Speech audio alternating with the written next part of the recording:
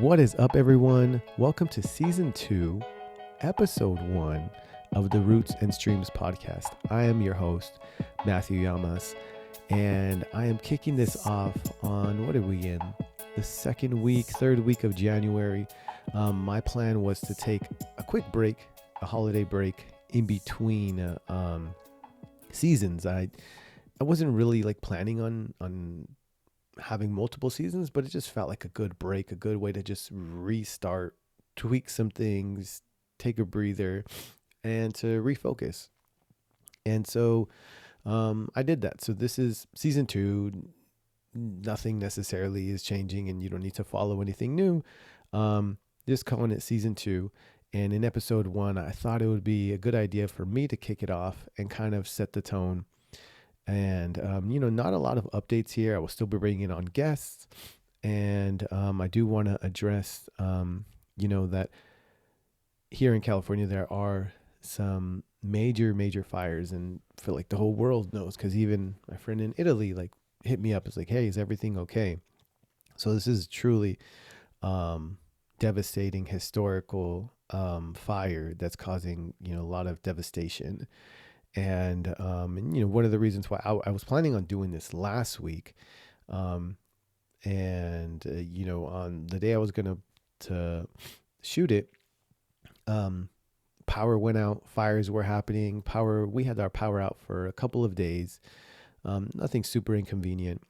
We figured it out. We live in Pacoima, so we're not super close to any fires this time. But we do definitely know some people. So our prayers are going out to anyone who's suffering from this. There's just a huge mass of it, of devastation and people in need. But it's been beautiful to see also the city respond, and so many people that are donating and helping. It really has just been a beautiful response to such a devastation, and I hope it continues that way. So again, I was supposed to start last week, with all of these different schools canceled, power out. It made sense to just say, okay, I don't think it'll make a huge difference. I don't, if I don't do it last week. And it gave me more time to think and focus on what I was going to talk about today. Truth be told, I actually shot this episode yesterday, and I was also sick last week. So that was another reason. And I was still going to try to shoot it. But I'm still dealing with some, symptoms of it, and my throat has definitely been a little sore. So if I get really dried up from talking, you may just hear me drinking water or taking a quick pause, and I apologize for that.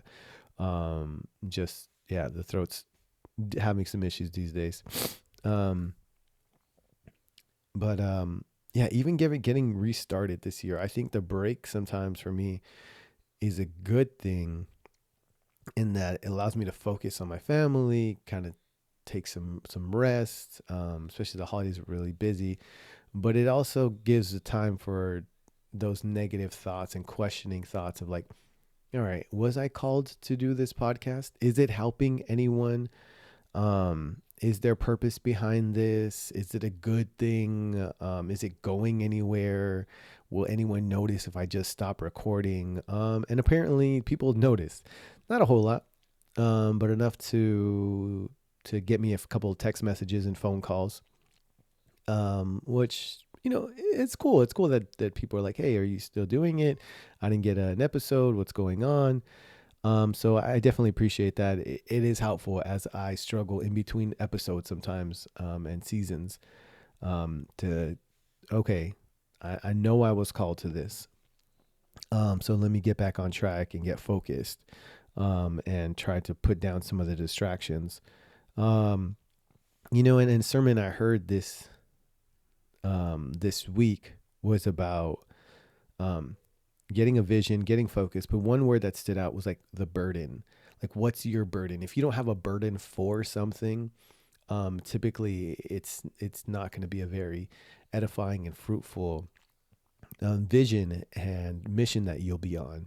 And I had to remember and recall and reconvince myself, even to get started, even I know it's only been 9 episodes,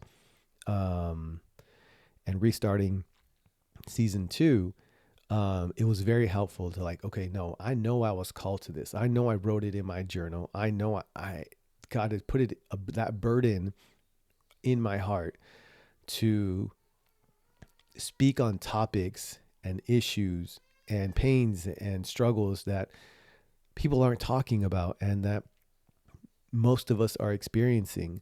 And I even just wrote it down almost like a mission statement. I'll read it off here. So I am burdened. I feel burdened to provide a safe space for people to ask tough questions, air confusions and struggles that can cause immense frustration and pain.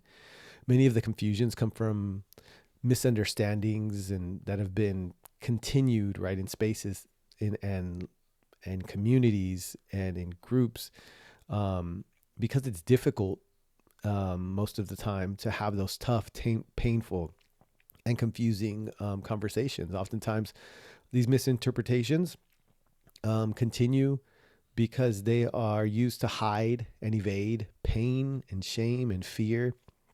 Right. So those are the things that I know I have a burden for talking about and a burden for giving some space. And I have to do a better job, and figuring out how to provide you all to maybe share some of those things. It's like, oh yeah, Matt, me too. And even, but at least I know it helps if you hear me talking about it and you know that other people are listening, just to hear one other person that has dealt with an issue that you're going through, or some questions that you have that are painful or just causing you a lot of confusion and discomfort. You're not alone. So I know that's something as well. Here I go with the water.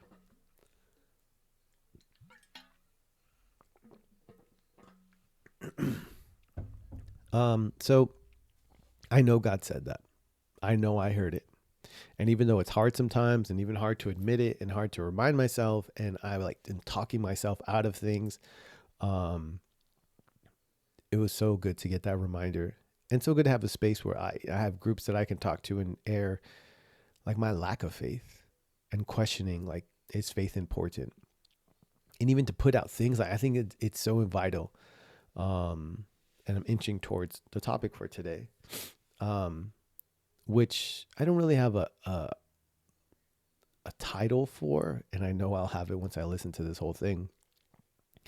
Um, but it really is around like suffering from the confusion of like why for me, like what, but like why. But the big question, like that my son asked me, and like was a huge like um rocked me for the first time. He's like, God, like Matt, I'm sorry. He's like, Dad, why are we here? And that question has rocked me off and on throughout my life. And to have groups where we can ask questions like that. Even it's like you have been Christian your whole life, like myself, off and on, and grown up around church. Um, that I can still have groups of people that are devoted and are okay with me asking why and asking like questions. And it's been huge for me to have pastors and leaders that are okay with the questioning and invite it. That was a huge game changer for me. So suffering from confusion of like why and why are we here? And I know some people don't worry about that question, but for whatever reason, God has placed it in my mind, and it is like a record that comes like every decade and plays through my head. Um, and I had always hoped that I can kind of like figure it out, that I can share with other people to help them in that confusion and pain of having that question and not knowing what to do with it and feeling lost and depressed. Because that's where I found myself around the age of like 14, 15, 16 years old, is stuck with that question. And it must have been in between like watching a movie or something, but I would find myself just thinking and wondering, laying on the couch, nobody at home. It's like after school or on the weekend or something. And for whatever reason, everyone else is doing their own thing. And I remember multiple occasions around this age of just laying there and like just thinking and wondering and like, why am I here? And and if you've heard my other podcasts, like I struggled with school, I struggled with being accepted. So I was trying to like look for purpose and look for like, why am I here? And why are we here? And why do humans exist? Are really big questions that were just swirling in my head. And I'm just laying there trying to just almost meditate, even though I didn't necessarily know how to meditate at that age, and just logically trying to just sit on this question and being tormented by it, because I didn't feel like God saying, "Don't worry, it's okay. That's not what it's about." Like, or I'm here, I'm your father, and Him speak to me and tell me, anything. I was alone, um, and I was depressed, and I would say probably more than on the verge of tears, probably even in tears at times, thinking about that question and not knowing who to ask, not knowing who to share that I have this crazy question. Um, and sometimes, when I would mention it, some people don't care about that question. They're like, man, I'm just trying to, figure out what I'm eating for dinner, and then I want to get a good career and trying to go on this trip, and I just try to enjoy life. And I get that. Obviously, there's times where I am the same way, but every so often I get that dreaded question. And I would say at that age, it was just painful. It was confusing. Again, like I would say, it was depressing, and there really was no out for me.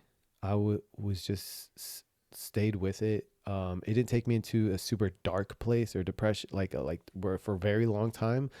But I can like specifically put my finger like on like around that time where that was very painful and frustrating. And I'm sure I can't be the only one. I'm not that unique of a person. Um, and none of us, I would say to the extent that none of us are. Um, but I didn't know that at the time. I was just by myself and didn't know who to share that with. And I mentioned that it came like in decades, because that kind of went away. And then I was able to, for the most part, enjoy my life. I wasn't going around every day with that thought in my head. Um, it just kind of hit me for a while during that age, during that time.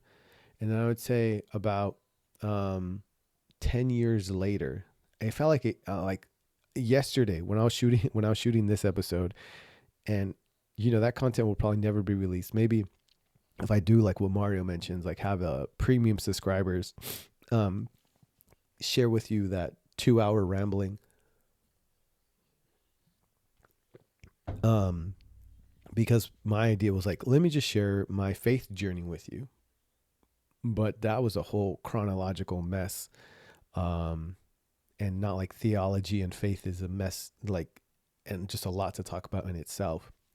But this theme, this pattern stood out yesterday when I was talking about it. So I felt like it was better to go with this, and they just saw this pattern of talking it out. I was like, whoa, every 10 years it seems like I get hit with this. Why? Um and and so in my 20s, like 25, it had to be like 25, maybe even 27.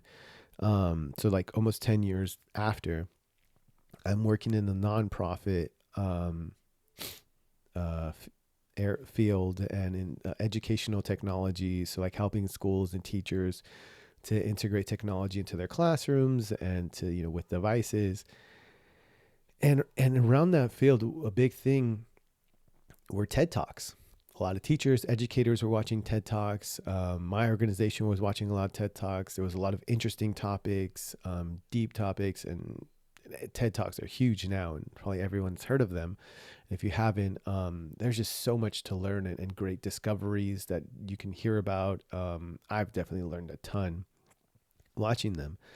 But unfortunately, through one of the TED Talks, not to bash on this guy at all, but as I'm kind of going towards like learning about science, learning about myself, the way I work through TED Talks, through what people are studying and learning, and hearing about experiments and just motivational videos and just everything that TED has to offer, um, I come across one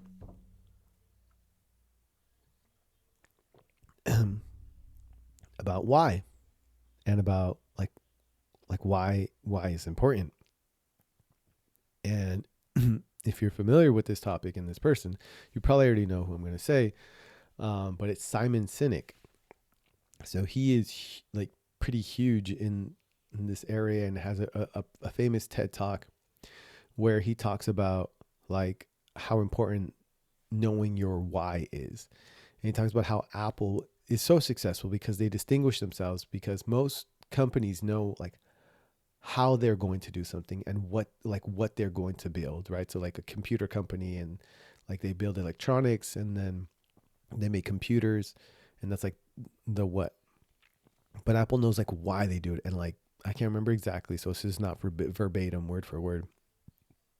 But he says something around along the lines of how Apple, like, they are inspired, and their why is that like we're gonna revolutionize the world, like we're gonna change the world, and we just happen to be in the field of electronics, and here's the computer that we sell. Do you want one? And how that's like way more inspiring and drives their company, and everything they do is because they know they like want to revolutionize and like change the world. Um, and it just happens to be that they make computers. So I'm like, well, that's really compelling. And he talks about other whys that are in there, but that's the one that stood out to me the most. And I'm like, man, this is really awesome. Like this guy, like I was just all into it. And then he ended up having like a course, and probably still does. He's still really popular, has books at this point, multiple videos, all kinds of things. And funny enough, he's also the headache of probably quite a few teachers, because at least that's the area that I have worked in the most, like doing trainings for teachers. And it can be very painful for teachers. Like, all right, so we're going to talk about like why do you teach, and why, and this why can be a very daunting question.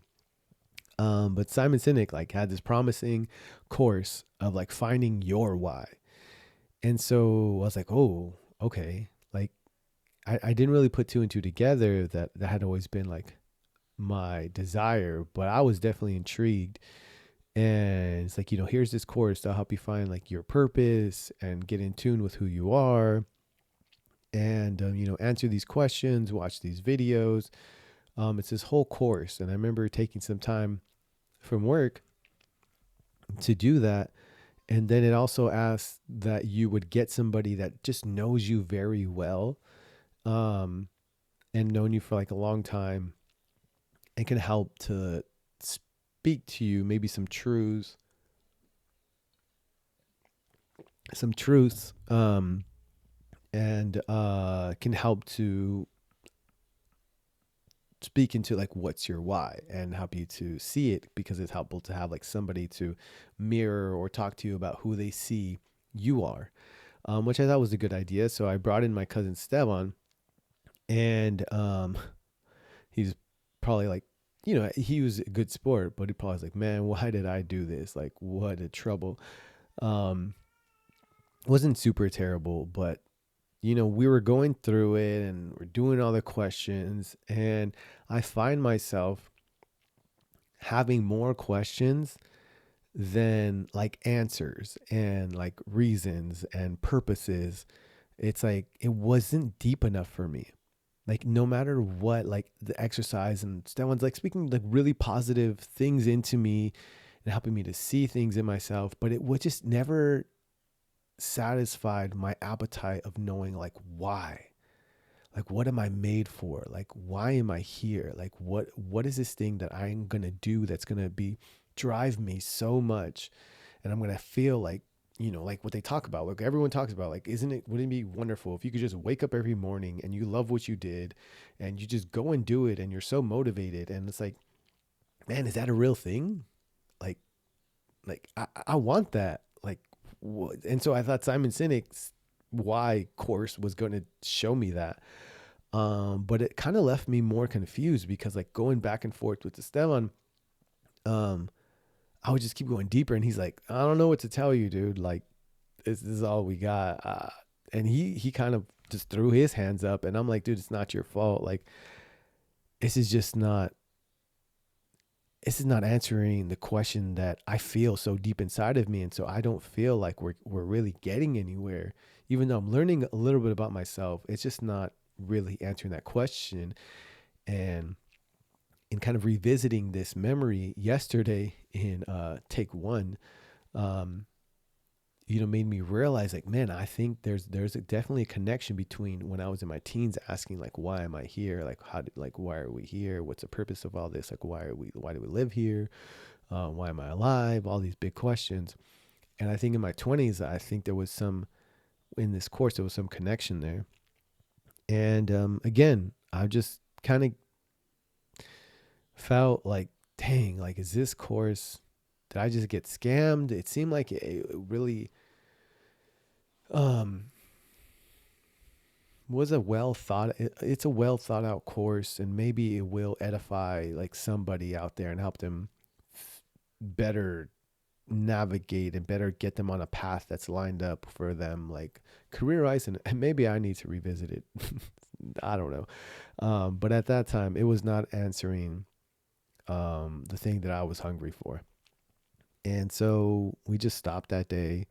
I was disappointed, frustrated, um, and felt confused. But even though I was definitely on a path with a career that was, I definitely felt like I found that had some purpose in it, and I felt um, matched like my strengths and who I am, and that kind of just naturally happened. I just didn't feel like that course was answering the questions and the desires that I had. So that ended there. Um, and so this is around the time where, and so you're going to get a little bit of like my faith journey in here. I've noticed it's too large. There's too many topics. So you're going to have to maybe get that in bits and pieces. And you probably already know like that I'm a Christian, or at least trying to be a Christian, or learning how to be a Christian, or figuring out what that even means. But that's kind of like the track I'm on right now in very like short, vague terms. That's the most I can give you right now, because you don't want to hear that chronological story that I recorded yesterday, 2 hours. It's a mess. You'll just get it in different episodes, and this is a big piece of it. So around this age, I have multiple kids. I'm like, you know what? We couldn't figure it out. I'm just gonna keep doing what I'm doing. It seems like satisfying enough. I thought there was something more, but I guess not, because Simon Sinek doesn't have the answer. Or maybe I was doing it wrong. And so I have two kids, and we're starting to go back to church, and I'm starting to get like spiritually more involved with church. Like, I think there was a time where I was a critic of the religion that I grew up around, and especially as I learned more like science, and we're talking about like TED Talks and like um just the like how we got here, and like the theories that science provides. And to me, I'm just taking it as like, this is unbiased factual things. um but then I'm hearing that like maybe it doesn't agree with like specific things in the Bible. And I didn't know much about the Bible back then. Even though I grew up in church, I didn't necessarily read it often or anything like that. It just was preached about. I would hear stories that are from there, and maybe, the occasional Bible study. But now I'm getting into like my 30s. And so like decades, remember, I'm telling you, there's like a pattern of this question coming up in like every decade. So teens, 20s, now I'm in my 30s, and I'm getting more into church. And Sandra was one of the big reasons why I was even back into church. She just felt a conviction and a burden to make sure her family was and her kids had some exposure to some faith growing up.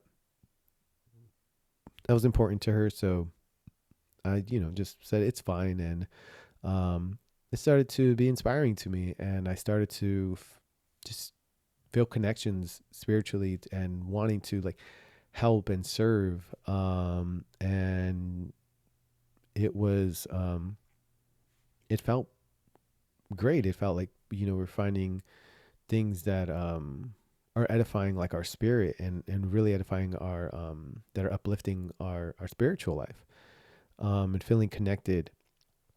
Um, and I think a big part of it, um, was like the Bible study that we were going to. I do want to mention this like really quick, is like, I think one thing is like, at this church we were going to at the time, the pastor was big on like, whatever, I'm preaching, question it. Or whatever you hear, whatever you see in the Bible, like question it. Like just keep questioning things. Like don't be afraid. Like I'm not going to be offended. Whenever you have a question and you're not sure, just go ahead and like, research it and question it. It was super inviting to me because it was like, okay, I can ask questions here. And so even like at Bible studies, with Dave and Kim Swoger, like they were just amazing, and were a huge part of, my spiritual, growth. And so like approaching like mid 30s, so this is like 10 years later, and the spiritual things are happening. I'm reading a little bit more Bible, um, trying to understand like the Bible. It's a very big, can be overwhelming thing. Um, and so I'm approaching like mid 30s, and I started doing a lot of YouTube research on like, okay, so I have TED Talks. I have like more information on science and like why we're here, the way we work, and like what people are observing, and just by like scientifically observing like how, and like, and what is here, and like how we got here. Um, and then I have like the Bible that it's to seemingly, when I started reading it, um, has a whole other perspective, and people believe like that's like physically, like, and the way the world got started, that, like there's just this one moment where God like, made humans, and like everything came into creation, and they seem to be at odds with each other a bit. And like some of it seemed like, okay, oh, I can kind of see like, okay, maybe like the Big Bang is when God said like, let there be light, and like that was the Big Bang. So maybe there's like, so I always had like, okay, I'm okay with like both of them being right, and, um but there was like certain things in the Bible I'm like, wait, did this really happen? And I kind of like need to know, and I had other questions as well. um and so that question started like, I felt like resurfacing, like it would go down. It's like, okay, I couldn't satisfy it, so let's just push it down. And then it was starting to resurface. I started like watching things like there's a debate, between Bill Nye and this other, I think it's like a preacher, or, like a very conservative. That's probably not right of me. I shouldn't say he's conservative, but he's a, because I think he's an engineer or scientist himself, but just so like very heavy on the religion side. So we have like religion versus science, and there's this debate, and I'm like, okay, let me watch this, because I'm just like listening to people, their takes on the Bible, their takes on religion, and just trying to find like, okay, and I don't notice it, but now looking back, I was kind of like moving more towards this space of confusion and frustrating question of like, why are we here? And this was kind of me, looking for answers again. And so I come across this debate, and it was like an hour, at least an hour long, of Bill Nye. And so it's like science side, and him debating and holding up his side of like, well, well, if you believe in cell phones and you use them, then that's actually part of showing like, well, how old the earth is. So like the story of Noah can't be true, of like the ark, and how everything, because we don't have any proof of that. And so like he's like, so he was kind of like trying to, what's the word I'm looking for, like to discredit the Bible, like for its story of how the earth got started and how the universe got started. And the other guy, And at times he would like, so Bill Nye's like, well, as scientists, we still don't know that. And then this other guy would kind of belittle um, Bill Nye and say, well, it's because you don't believe in this big God who we have, who has the answers for that. And it's in the Bible. And so they were just kind of bickering at each other back and forth. I thought that there were some decent arguments made back and forth, but it really did not answer what I was looking for. I thought it was. I thought this is it. Like someone's going to win. It's going to make sense. I have my answer and I can just kind of move forward and keep growing like spiritually, because things like this are kind of what always like put a pause to my spiritual growth, or like my just like feeling of connection with what I'm starting to believe. Because if like, okay, I'm feeling it, but then the book isn't really making sense with like what is true, I guess, or what I thought what needed to be true. And so it was just confusing to me. And perhaps you have some of these questions as well. And I just want to say like, it's okay to have these questions. Like, I think at this point, at this point in my story, I just want to take a moment and it's like, if you have these questions, like, I don't know, like just leave a comment. I'm going to leave some resources, because where I'm going to go right now definitely helped a lot. And I was finally able to get past some of this. And you may have other questions. I guess I should mention that this is one big thing. Is I know this is not about me. So this burden that I have for this podcast, I know I'm talking about me. But for you, it may be like, honestly, it is a whole other topic and big one. But like you may be questioning like, okay, so what's like up with like gay marriages or LGBTQ or like dinosaurs, or like what is sin and why are like Christians judging people, and just any question that you may have, or wondering, like it's okay, like ask that question, go searching for it. Like I've recently heard, and I remember like like searching and wondering and moving towards like finding that clarity and understanding is actually an act of worship, an act of like being it all in something. And like it's important enough for you to like find that answer. Like I don't think God or whatever creator you believe in like should be, and I don't think my God is offended by it. If anything, it's like, all right, you're moving towards me no matter what kind of like crazy question you have. At least this is where I am right now. Like just ask that question. And you may feel like, and I feel like sometimes I know I offend people with my questions, because I'm like, people feel like I'm questioning their faith or questioning what they believe in. And that's something that we kind of have to hold tension with. And some people are going to feel that way, but you still need to ask your question, because you kind of need to take that step forward and allow somebody to hear where you're at and to kind of get it out, and then move into understanding about that question that you have. So just want to mention that before I move into the next part of the story. So I listened to that debate,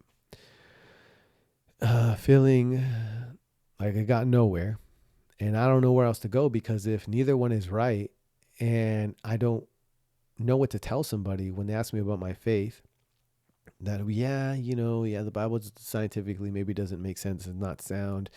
And then like the people that are in my church, but I kind of believe in science, and nobody wants to hear that. And they're like, well, then you're rebuking the Bible.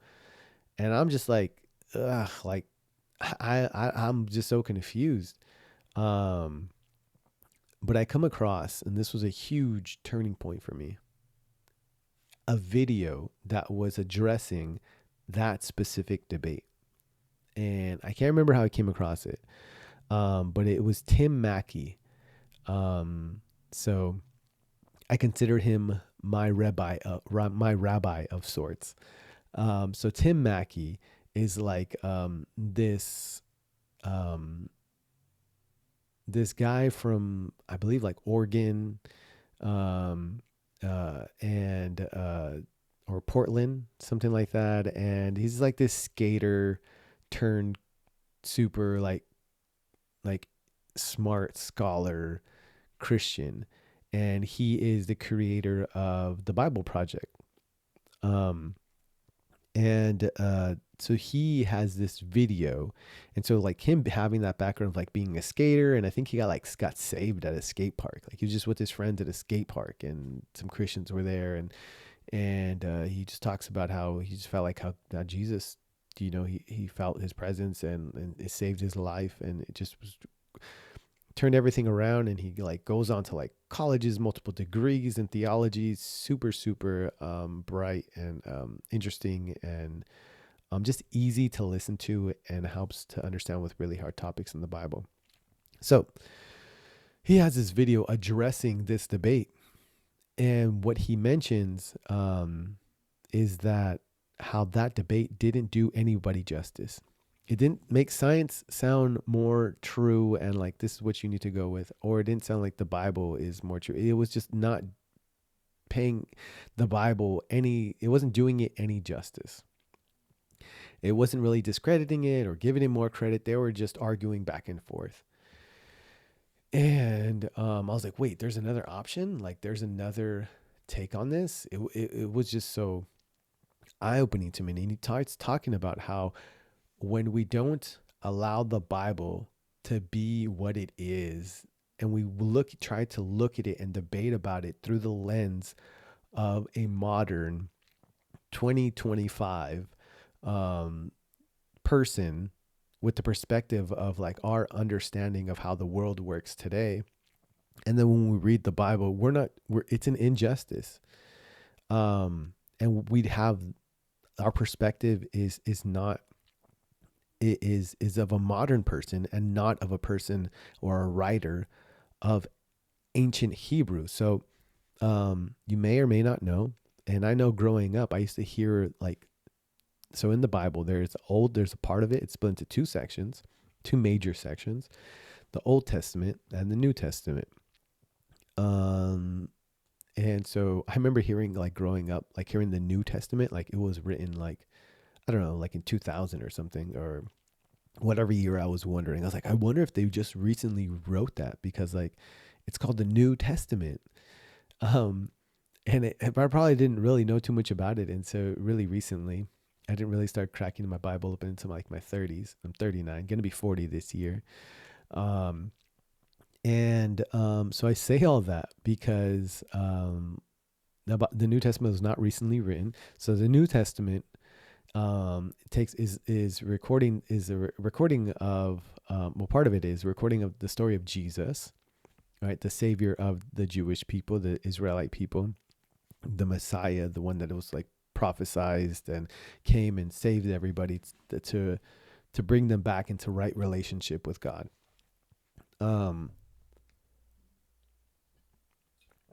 So that's like a big portion of the New Testament, and there's other books in there. I won't go into super detail. So if you ever notice, like if you ever paid attention and I know I didn't, because you know how terrible a student I was, but BC stands for before Christ. I know they're trying to change, using that to make it less religious. Fine, I have no feelings about that. But if you remember growing up and seeing BC, before Christ, so like that zero, so the reason why we're in like year 2025 and not like, if you believe science, like year 20 billion, whatever, however old the earth is because like time was reset, or like time was starting to like be taken accounted for, like, and so the zero is like believed like when Jesus came, when he was born. And so like zero is like before, so it's like when Christ came, and so like we are 2025 years after Christ, after Jesus Christ was born. Yeah, I should say, you know what, I'm kind of the feeling I do have, so not much, so much BC.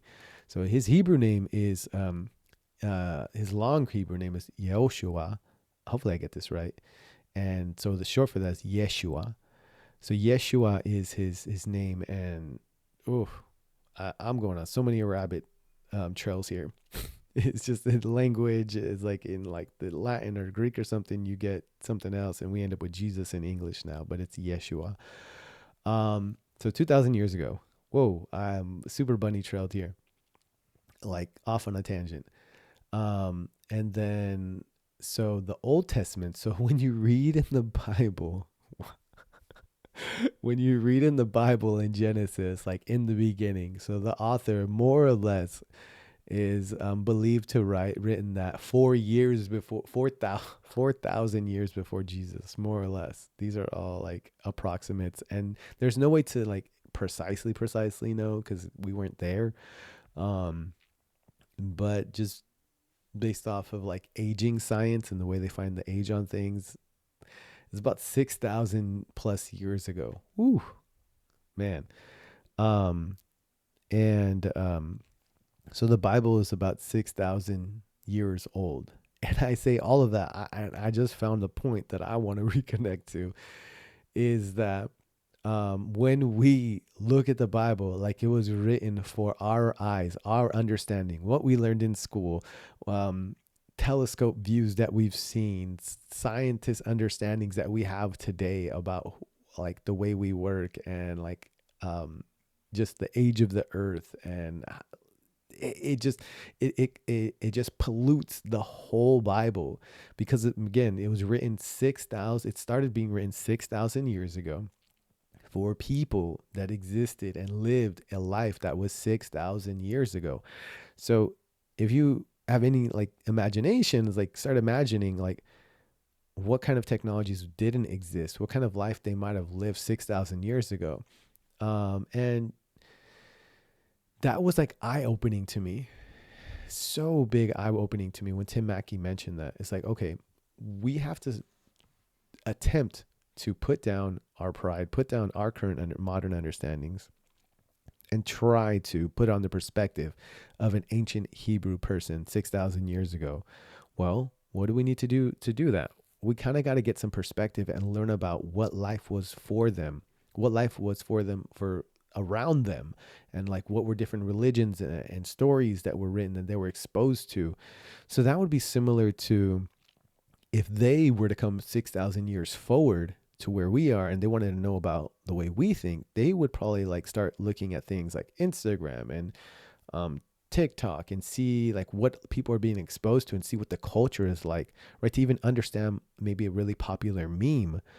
Um, because if we were to take like some really popular meme and show it to them like 6,000 years ago, they would be so confused. They don't know the language, they don't know the context of like why that is funny. There's just so many layers to things that we take for granted that we see and just make sense to us and make us laugh because we have context and we live in this culture, in this society, in this world today. When you read something like the Bible, from what I learned, and kind of got an eye-opening experience, is like we have to take that in knowing that that was written 6,000 years ago. So, oof, I say all that, and hopefully you can see. So in this, the third time, the third decade of like kind of revisiting this why frustration and confusion and frustrate and question of like why am I here? I started to feel like I was this Tim Mackie video was inching me towards that. At least it was inching me towards like, okay, I feel some kind of purpose in this spiritual thing I'm experiencing. Like it feels very real. And the Bible is kind of like the thing that I lean on to get understanding about what I'm experiencing. Um, and now I'm like, okay, so I have a new lens to read and understand the Bible, which changed everything for me. And it's like, okay, he helps to say like, they weren't trying to answer the questions that we are asking today. They weren't trying to figure out like and writing about and studying like how they got there or what got them there um physically. They were the Bible is more, I guess, like about the cosmos, about like the why, about like the human experience of like that there is this creator, right? And that the stories in there talk about the experiences that we have and we continue to have, and it's like thousands of years of wisdom. And I'm gonna do a hack job on this because I am not a scholar. I'm not a theological, like I don't have degrees in theology. I'm just a very curious guy who has watched Tim Mackie videos and Bible project videos, and taken a couple of classes for them, which have been very eye opening for me. But now reading the Bible with that lens is like, okay, let me try to read it with maybe what they were looking for, what God was telling them. And when I started understanding, and so Tim helps you to understand how in the story of Genesis, it's not necessarily trying to say its purpose is not necessarily trying to say like this is how the world got started, and this is like um a recording of like when God created the world. Like in the stories are so much deeper. The imagination, the imagery that is in these stories, if you've ever read Genesis or any of the Bible, is so much deeper and so much linked all throughout the Bible.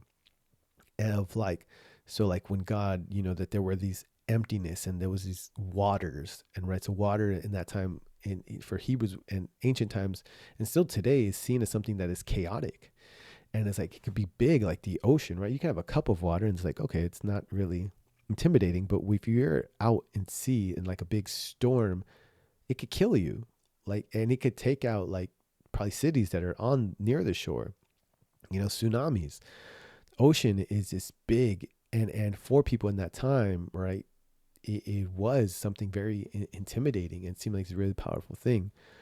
And so in the Bible, like when you see that it's less about um like how, like saying the how, and like that there was somebody recording and like writing down exactly as God's making things, that it's more so about that theme. And you can see it repeated like in Noah's story, Noah's Ark, right? When everything has water and everything's like flooded and there was chaos and the storm stops, right? And then I don't want to go too deep here. I don't want to think it's like a big old theology episode, but all that to say, like, there's things that I've learned through Genesis class, the book of Genesis, and specifically the first couple of chapters, is that those themes are repeated throughout the Bible and like a kind of talked about more in like revisited. I don't know how to describe it, but just like that chaotic waters theme and imagery, right, can be in so many other stories throughout the Bible that you can find. It's like, okay, that's what Genesis is talking about. It's like, it's more about like, here you go, like the human experience, right? That we experience like these chaotic times, but God can breathe and bring peace into our life, right? And he can and use us to collaborate with us and and we are made to be similar to and similar to him, or you want to be there like really biblical, in his image. And we can create and we can collaborate with him to bring goodness into this world and have like a relationship with him and follow like his and be observant of his creation. So that's like, to me, what more so what the Bible is talking about, like our human experience.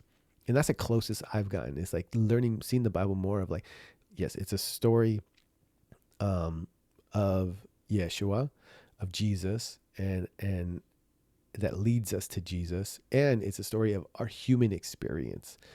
Because there's so many stories in the Bible, and if you've never read in the Bible and you think it's like this super, it is a sacred book, but it's also a very raw book. And if you can read it with get a little bit more context, it's a book that has a lot of like stories where, I mean, there's like someone gets raped and like they're raping their servant to try to like do God's plan. And like somebody sleeps with somebody's mom, and like people get murdered, and like God kills people. And it's a lot. Like I know Christian culture, if while you've seen it from the outside, it's like, okay, you just got to be polished and not sin. And if you do sin, then you're out and people are going to judge you. The Bible couldn't be further from that. If you ever crack it open. So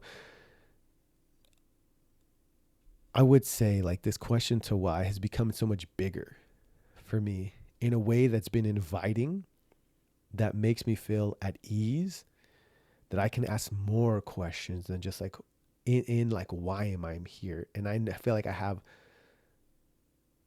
somebody to connect with in my spiritual life, in God, to say like, God, okay, God, what do you want me to do here? Because I feel like the Bible has so much truth in it, and it's not necessarily trying to say exactly how we got here physically. And so I'm kind of past that. And I know some people, and I didn't even address that. I know there's specific people and people that are probably even my friends, that are from church, and I've talked to some of them, that believe that the Bible is like, it tells you exactly 100% like how the world got started. And there's probably, I would say the majority of Christians believe, or maybe I'm wrong, but I say maybe 50% believe that, and they're stuck on that. And so when you talk about them like that, the Bible's not even trying to talk about that, they can become offended. And if I'm offending you, I do apologize.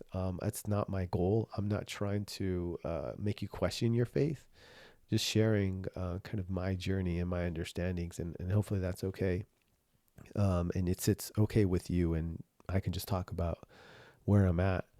Um, and because there are books like Proverbs, which is about immense like wisdom, and like if you live a certain way, and if like you are like honorable and you're honest and you're a good person, and it tells you like how to be a good person, how to get like counsel from people. And like, so Proverbs is probably one of my favorite books. It's a dope book.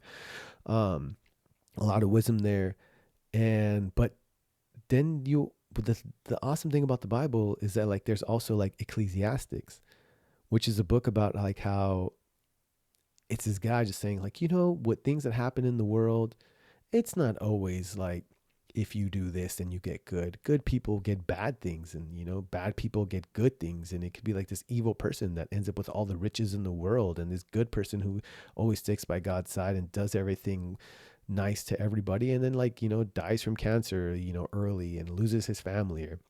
And it just kind of wrestles with how the world is not perfect, and it's not always like mathematical and logical. And if you do all the right things like the way Proverbs talks, then it helps to hold tension. And that's where I'm at right now. I'm like, just okay, I may lack faith and I can question things, but I also know like, okay, if I can question things like, and with a group that helps to kind of and God's going to rebuild me, and it's okay that I don't have faith today, because it's a part of the experience. Like the sadness, the frustrations, the depression, it's not fun to be in. But when we're honest about it and can kind of talk to people about it and bring it to our groups and bring it to God, and then he that like it. So now I'm like kind of rethinking Genesis again. Like then he can help us to speak life into it, and other people can speak life into it and encourage us, right, to help us change and get back to being more loving, being okay. No, I know who I am. I know like, okay, things are going to be okay. And I think at a time where like even thinking about these fires again of I mean, I know there's people questioning like, why did this happen? Like, why me? And like, screw God. And like, like it doesn't make any sense. Like, why would God allow this to happen? Right. And it's like human suffering, huge topic that I'm not going to talk huge a lot about today. But human suffering is one that I still definitely question about. And I don't know if the Bible necessarily answers it all about, and there's still a lot of loose ends on that. But I think Psalms is another book, starts with a P. Psalms is from a person in the Bible, a king who writes a lot of different songs, and it's kind of like his journal. It feels like you're reading his journal at times, and it's like when people enemies, like he talks about like, man, how did God, like, where are you? All these enemies are coming after me. Like, I'm so heartbroken. Like, where are you? Like, you feel like you're so far away. Um, and like, he just lays it all out. And I think reading something like that, it makes me feel like, okay, like I can question things. Like, yes, God is holy. God, like the creator of this universe is this, must be this great and wonderful being. And I I can't lie about how I'm feeling today.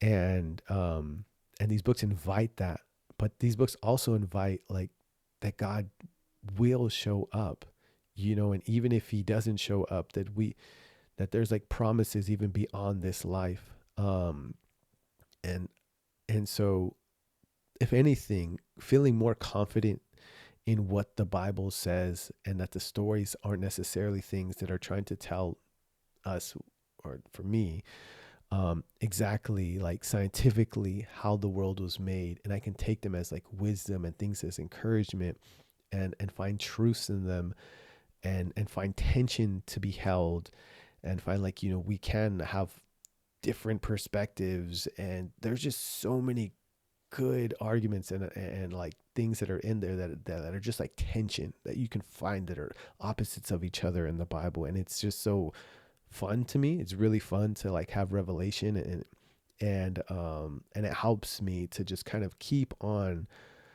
grinding, and keep on like turning my wheels and understanding like what my life is about, and what's good, and how can I love people, and then when I'm sad, and just all the things I have to deal with on a daily basis. Like it just has brought so much more enlightenment, or just revelation, or just understanding, or just, it feels welcome. I feel like the Bible is kind of, never thought about this. It's kind of like it provides space, kind of like the space I'm trying to provide for all these misunderstandings and frustrations and struggles and confusions and topics that people aren't talking about. For me, it's kind of that at times, and it can be really encouraging.